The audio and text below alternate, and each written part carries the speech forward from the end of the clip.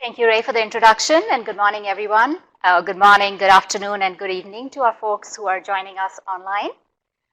So today I'm going to talk about two very distinct topics that my group oversees. The first one is the process for reviewing the non-proprietary name suffix for biological products. I figured Eva has done a great job of outlining the naming convention for the biological products, so I'll cover a little bit of the process and how we review those suffixes. And the next topic is safety considerations for product design, container labels, and carton labeling focused on reducing medication errors. So the learning objectives is after this presentation, I hope I'll leave you with an understanding of how FDA evaluates the non-proprietary name suffix for the biological products, understand the safety considerations for the product design, that is aimed at reducing the risk of medication errors, and understand how we recommend sponsors design their container labels and carton labeling to reduce medication errors. So Eva did cover the objectives of the naming convention. I won't get into this. Just want to reiterate the objectives really are threefold. The driving force is the transparency, and the transparency and trust afforded by this naming convention we hope will increase the enhance the prescriber and patient confidence and ultimately lead to the market uptake of these products. I want to spend a minute here to talk about why we picked this naming convention for the safe use and pharmacovigilance. We know pharmacovigilance systems, both active and passive. The passive pharmacovigilance we refer to as our the spontaneous reports that we receive in FDA's adverse event reporting system. The active pharmacovigilance are systems like Sentinel that we use. They vary in their use of identifiers to differentiate among biological products. Many active pharmacovigilance systems, their ability to identify a biological product or identify a particular biological product to their manufacturer is limited if the proper name is shared across the biological products. We know that other product identifiers, such as NDC number, may change over time, and they are not routinely recorded in billing and patient records, especially for the biological products that are used in particular clinical settings.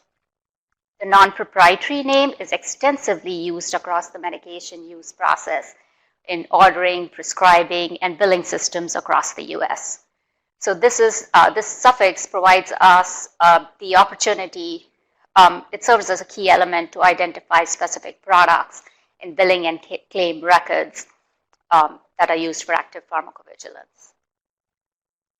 So getting into the process of how we evaluate the suffixes. The suffix evaluation by FDA is done during the BLA review cycle.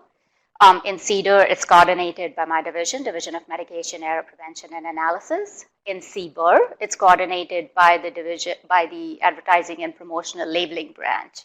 Coincidentally, these are also the groups that review the proprietary names for the products. So we've taken our experience and what we've learned from that program and applied it to this one. So FDA may generate a suffix with designation of the proper name if an applicant requests. We generate a suffix to be assigned to the product. If the applicant does not request FDA review of proposed suffixes, or if the applicant does not request review of proposed suffixes in an appropriate time frame or one that we don't find acceptable, in those instances, we will generate a suffix to be designated in the proper name. When applicants do request FDA review suffixes, we recommend they do their due diligence on the proposed suffixes. We have criteria laid out in the section 6 of the final guidance published in 2017 that Eva covered. And of course, any supporting documentation that is submitted along with the proposed suffixes is carefully considered and evaluated by us as we evaluate the suffixes. Overview of the roles I mentioned, the suffix review is done coordinated by TMEPA, that sits in the Office of Surveillance and Epidemiology in CDER. OPDP, or our Office of Prescription Drug Promotion, evaluates whether the suffix candidate would be false or misleading with respect to making any representation to safety and efficacy. O&D also provides input on the acceptability of the suffix and sort of keeps us abreast of any new developments or anything that we might need to consider during a suffix review. And then others in various disciplines and offices in CDER are involved as and when needed, such as the Office of Therapeutic Biological Biosimilar Staff, the OBP, Office of Biological Products, Office of Regulatory Policy, etc. So how do we evaluate these suffixes? We first assess for the format of the suffix. Is it composed of 4 lowercase letters, of which 3 are distinct? Is it devoid of meaning? Is it non-proprietary? Does it contain any numerals or symbols? Is it attached to core name with a hyphen? If the suffix format does not raise any concern, we then proceed to evaluate the suffix candidate to make sure that it does not include any abbreviations, such that that abbreviation can be misinterpreted as an element of a prescription or the order. It does not contain or suggest any drug, substance, or core name. It does not look similar to any marketed product, such that it can be confused with that marketed product. It's not too similar to another FDA-designated suffix. And it does not look similar or connote the name of the license holder. And I did mention the false and misleading assessment that's done by the Office of Prescription Drug Promotion. So I want to take a minute to walk through how we assess the look-alike, sound-alike marketed names as well as the similar suffixes. We use our phonetic and orthographic computer analysis, or the POCA tool.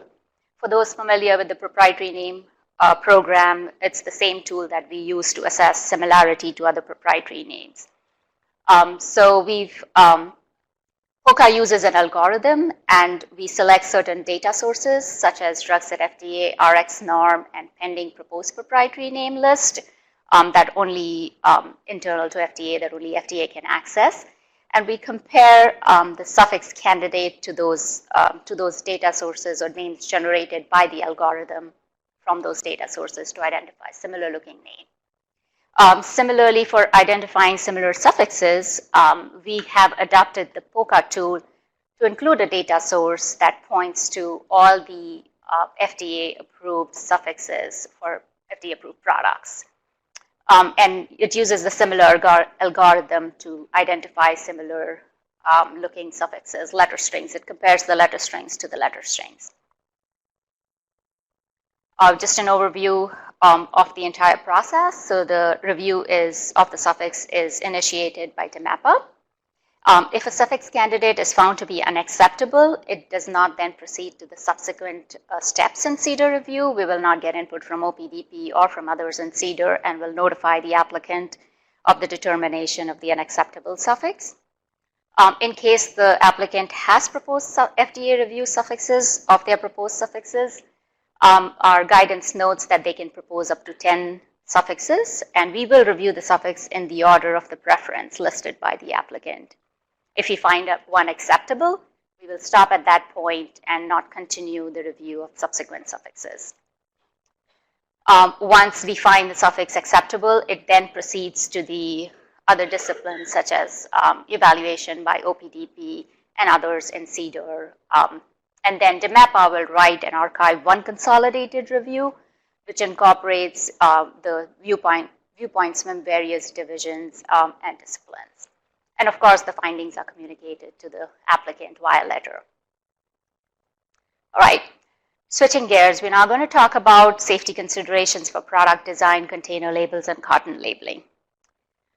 So drug product design that predisposes end users to medication errors. Our post-marketing experience has shown us these design flaws really cannot be overcome by labeling and or prescriber education and training. It's therefore preferable to eliminate these error-prone features from the drug product design itself. The guidance safety considerations for product design to minimize medication errors walks you through how these risks can be minimized by assessing prior to marketing how users interact with the product.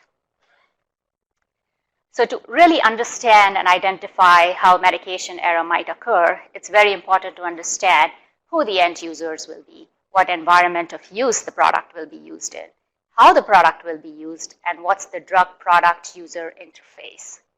For any drug product, the users can be a multitude of users ranging from nurses, pharmacists, caregivers, patients, pharmacy technicians, frankly, anybody who's involved in the procurement, storage, dispensing, administration of the product. Similarly, for environment of use, the drug product, depending upon the medication and indication, can have a variety of environment of use, ranging from hospitals to patient homes and anything in between. And when you're considering environment of use, you have to also consider environmental factors that might influence the user's behavior. All of these things need to be considered carefully, as all of these things might influence the end user's behavior and ultimately use of the product. The most effective strategy to address use-related errors is to make changes to the design of the drug product user interface. Evaluation of how and why problems have occurred with similar products helps us identify these error-prone features in the design of the product and eliminate them before finalizing the design.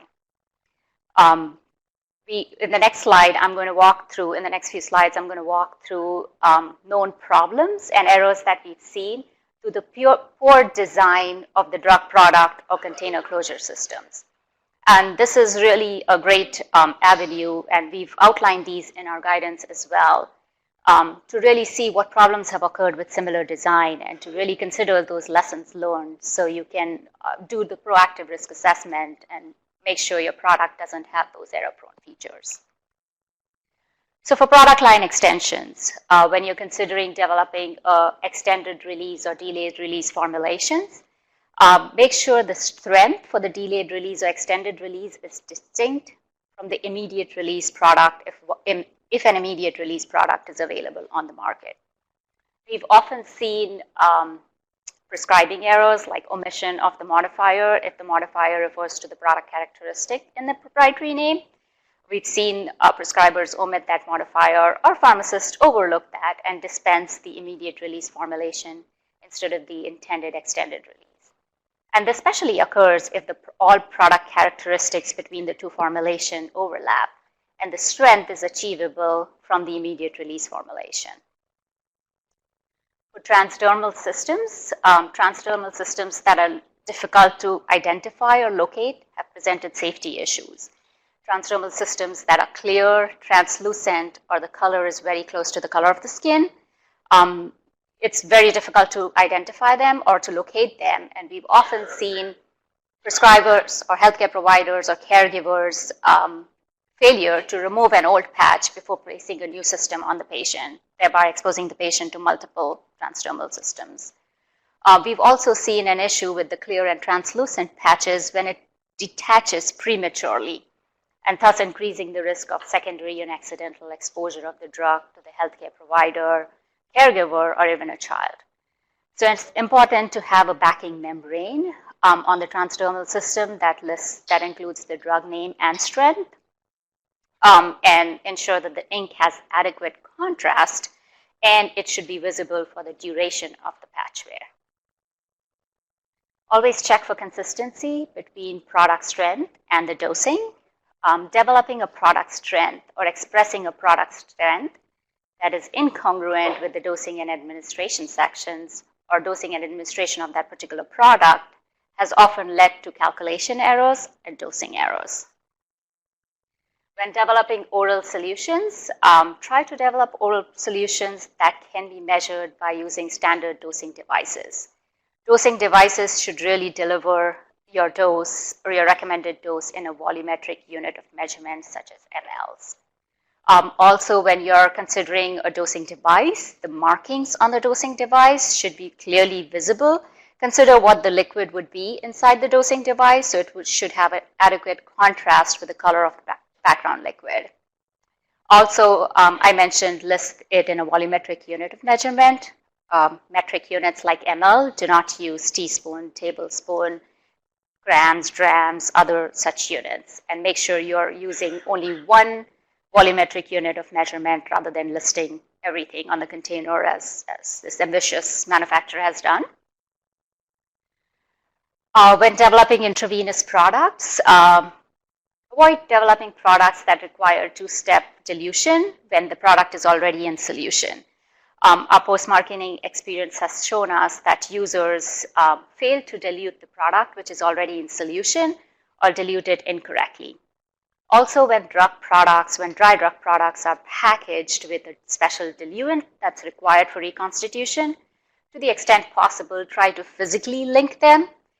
Again, we've seen when they are packaged in containers, when you go into a pharmacy, on the pharmacy shelf, you'll usually see because of the limited space, the drug powder and the diluent is taken out of the container and stored on the pharmacy shelf and sometimes gets separated.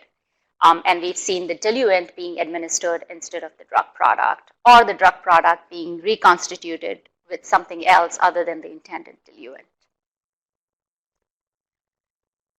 Container closure systems should not look similar within a product line and across product lines to the extent possible. Try to distinguish container closure systems by size, shape, color, tactile features, or some other means. Also, container closure systems, which also serve as container labels, as in this case, should not have illegible lettering such that it makes information nearly impossible to read. Here, in this case, there are two different strands, but it's almost impossible to identify the two different strands here. Also, avoid developing products in container closure systems that implies or affords other route of administration other than the one that's intended. In this example, the capsules which are intended for inhalation are packaged in a blister pack. When we see capsules in a blister pack, what do? Swallow the capsules, and that's exactly what we've seen. In this instance, we've seen a lot of cases of patients swallowing the capsules rather than using the inhaler and using the capsules in the inhaler to be delivered via the inhalation route. In this case, topical products that are packaged in container closure systems that look similar to eye drops, ear drops, nasal drops, or oral products. Can you guess what errors we've seen? Wrong route of administration. We've seen patients deliver this product in the eye, ear, nose, or take it orally. So what we recommend is assessing these risks by doing proactive risk assessments. Develop drug products using analytical methods to understand, investigate, and correct these identified risks. There are two tools that are routinely used by our staff. The first one is the failure modes effect analysis.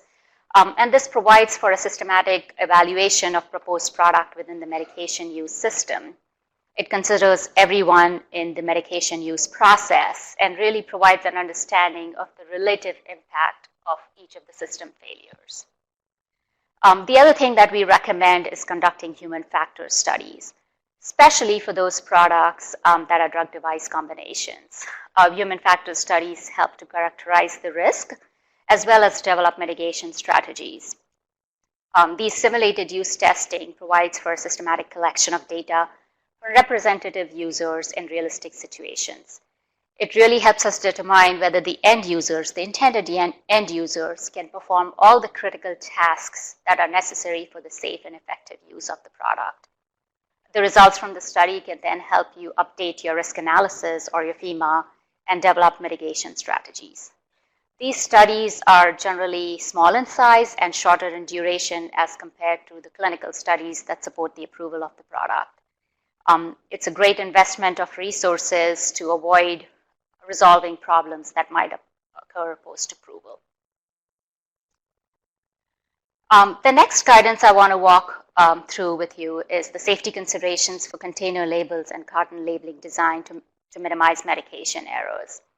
And this guidance provides a set of principles and recommendations to ensure critical information on container labels and carton labeling is designed to ensure that the end user is using this product correctly. So your principal display panel, this is the main panel on your container label, which is the immediate label for your product. The key information, such as the proprietary name, the established name, the product strength, the route of administration, and any warning statements that might be needed for the safe use of the product should really be prominently located and displayed in the same field of vision. Some general considerations for label and labeling. To the extent possible, we recommend you develop container labels or containers that can accommodate container labels that will display all the critical information required for the use of the product. We understand there may be instances where that might not be feasible. An example is this very small 1 ml or smaller size vials. And in those cases, 21 CFR 201.10I does allow for those exemptions in which the required information is only the proprietary established name, product strength, lot number, manufacturer name, and the expiration date.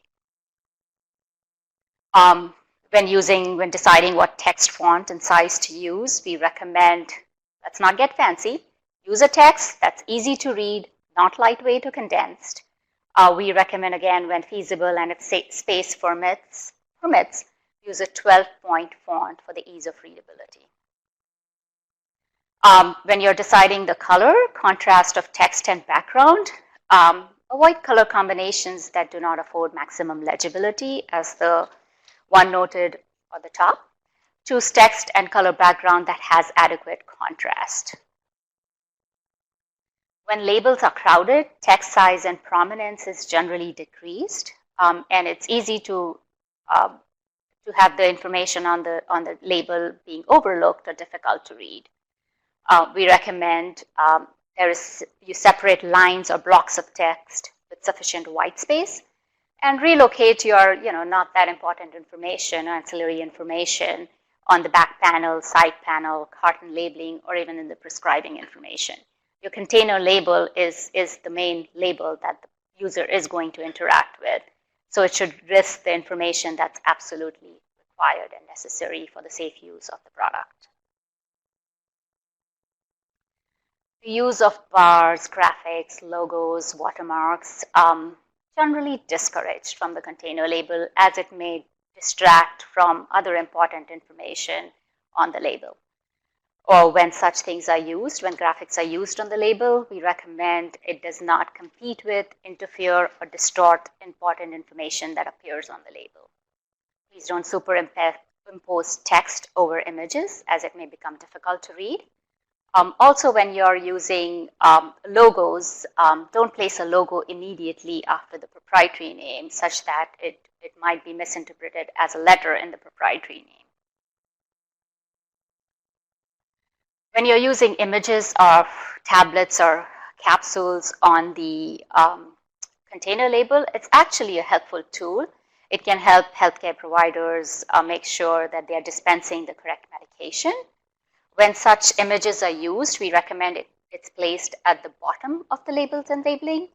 And also, it does not compete with or interfere with the other important information that's presented on the label, such as name, strength, etc. We also recommend that the images used represent the actual tablet or capsule, reflecting the true size, color, imprint. Please do not use computer-generated images or schematics.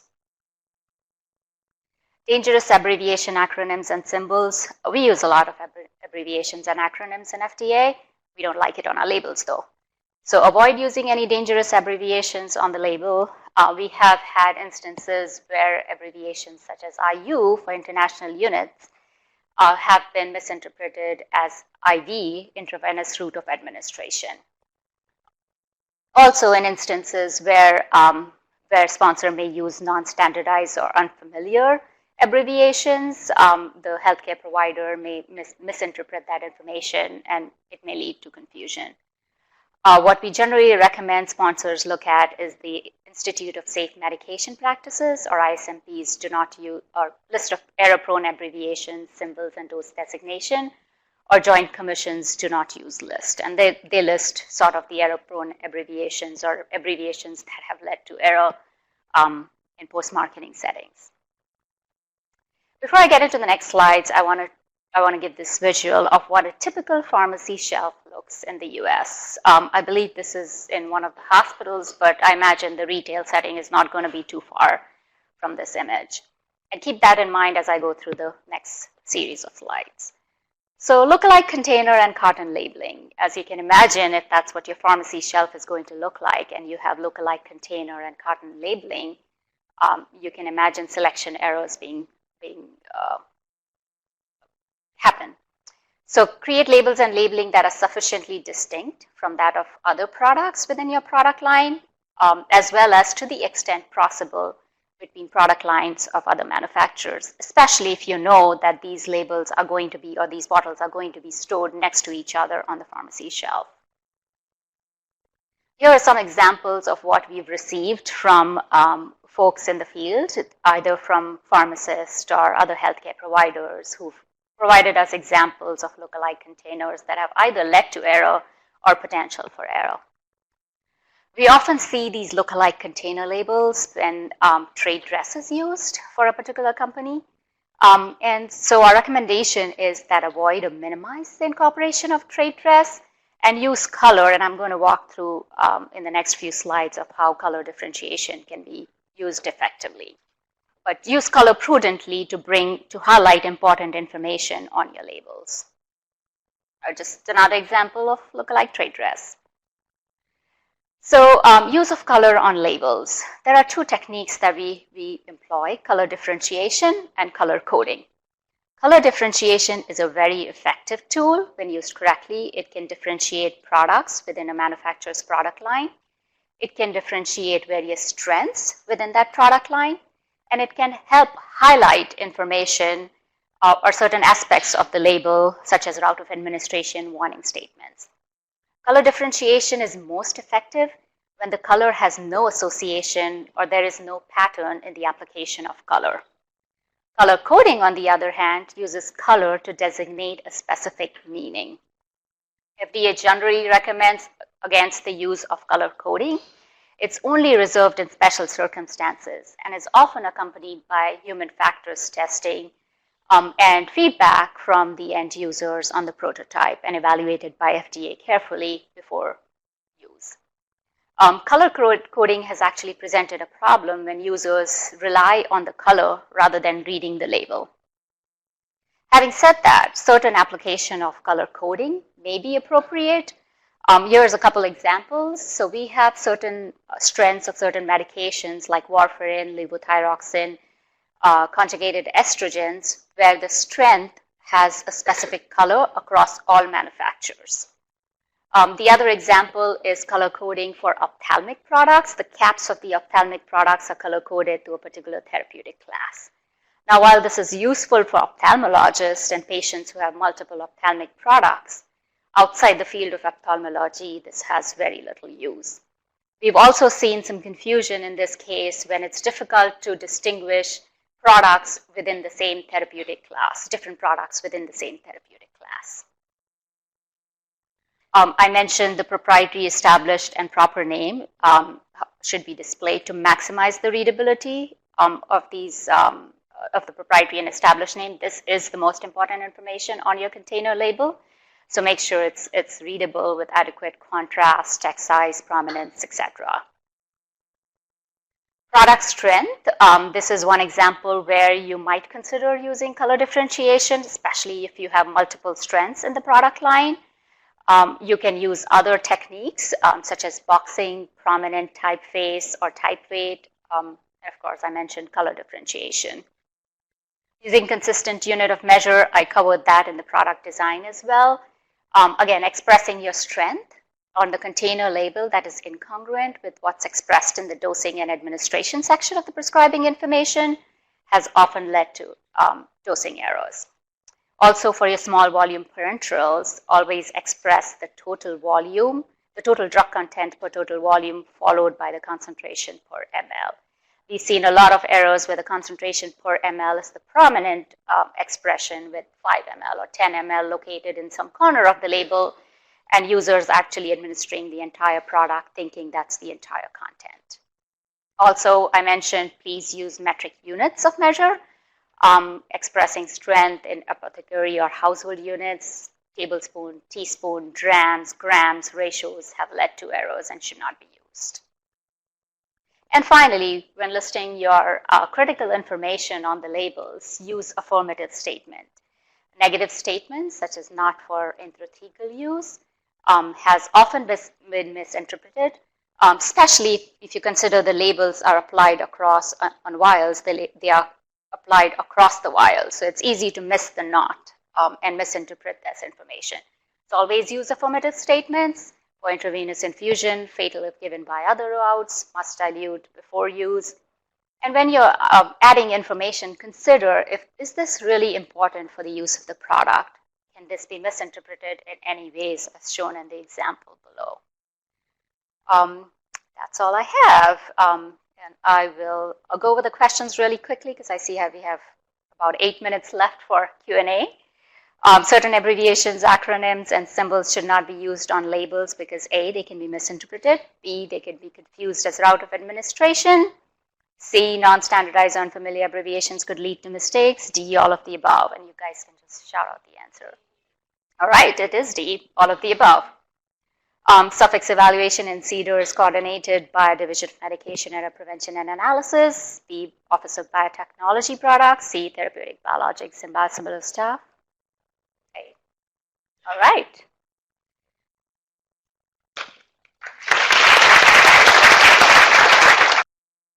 And now we're going to open it up for questions. I think we're all familiar with how our game is played. If you have questions here in the room, please come on up and line up at the microphones.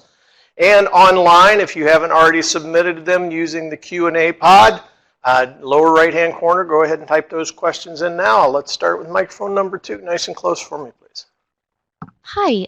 If upon post-marketing surveillance we discover that there's a pattern of usage errors on an approved product, what are the steps that we should take in order to get that labeling updated in an expedited fashion?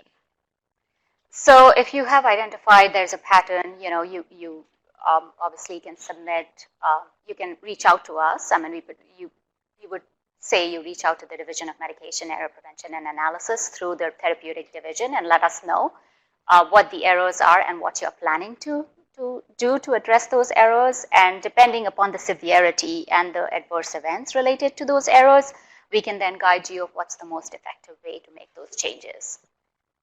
Thank you. Okay. Microphone number 1, please. Go ahead. Thank you. Hello. In the drug product listing, color is one of the elements in the characteristics. Does that fall under different color differentiation or color coding that I'm just curious, that you just talked about? So I'm sorry, your question was what? So in the drug product listing, the SBL file, when you enter all the information, and one of the characteristics is color. Mm-hmm. So is that color differentiation, or from your presentation you talked about the differences between differentiation and color coding? So I think you're talking about a different thing for the SBL files. This is specific to the container labels that I was talking about. Oh, okay. All right, thank you. Welcome. All right, let's take an online question, and then we'll come back in the room. As an applicant, do we have access to the POCA system? Yes. Sorry, I forgot to mention that. But yes, POCA is public-facing. You do have access to the POCA system.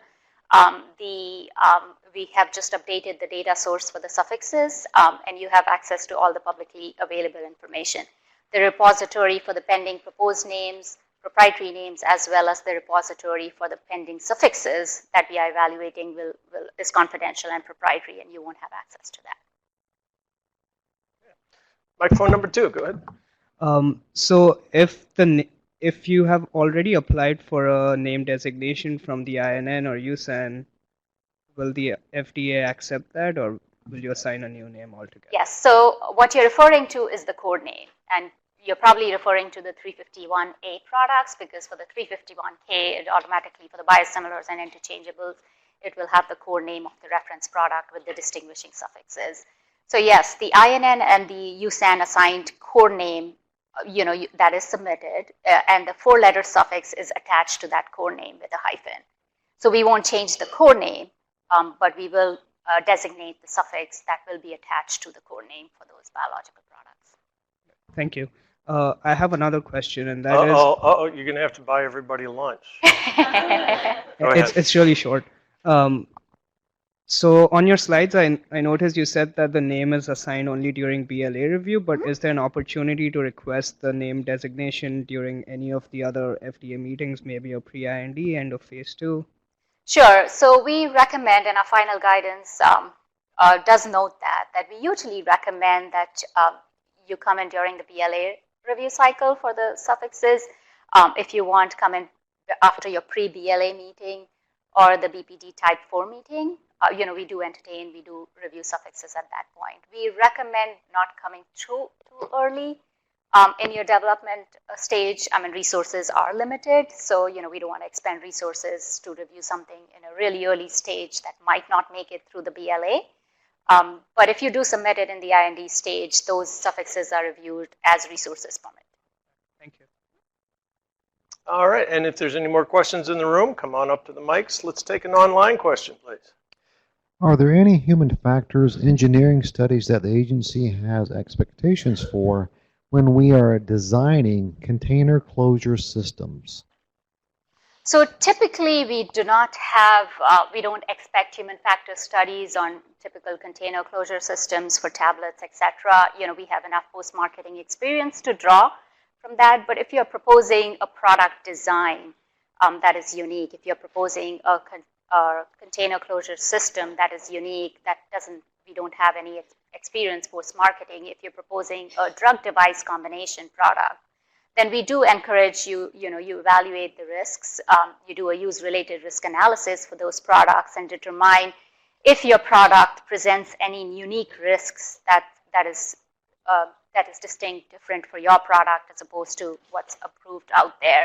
And we do encourage you to come and talk to us about human factor studies if it's required or if it would support approval of your product. Okay, microphone number 2, please. The labeling on the bottles, et cetera, are typically not necessarily given to the actual end user. Pharmacy typically will redispense it into another container. Any thoughts about standardizing that, or any thoughts about that? Sure. So when we talk about end users, I mentioned that the end users are not only patients. The end users could be a pharmacist who are dispensing, especially for products that are made in the hospital. It's your pharmacy technician, it's your pharmacist that's preparing the product. So those are also your users that you need to consider when you're designing your container labels, because they are going to use the information on the carton, on the container label to prepare, reconstitute, dilute those products. In terms of patients, there might be instances where there are certain container closure systems, such as inhalers, such as insulin pens, such as unit of use, your birth controls. All of these systems are dispensed directly to the patient. And although a pharmacy label is applied, it could be applied to the carton. The patient could discard the carton and then only have the container label. So all of those things need to be considered when designing the label. Okay, next online question, please. What are the expectations of the agency for label comprehension studies in lieu of simulated use studies for drug products? So label comprehension study is part of the human factors, is under the broader umbrella of human factors study. When we refer to the human factors study or usability study, we want to we're talking about how users interact with the product, how users perform the critical task, open the pen, adjust the dose, give the dose to themselves or to the patient if it's a caregiver. So those are the aspects of the usability study that we want to evaluate. In terms of label comprehension, we have in certain instances looked at the label comprehension study. Let's say you're talking about a product where the manipulation of the product for administration is not, it's a tablet maybe, it's an oral solution, but there is considerations in how the patient has to prepare that dose. So it's not so much as we don't have a question regarding whether they can perform those critical tasks. We have a question regarding whether they understand what they need to do. So that's sort of the difference. In label comprehension, you're really assessing if the end user can understand the label, can read the label and understand the label, versus in a usability, you're assessing whether those end users can perform the critical tasks. Okay. And that is all the time we have for questions. Please help me thank Lubna for coming and talking.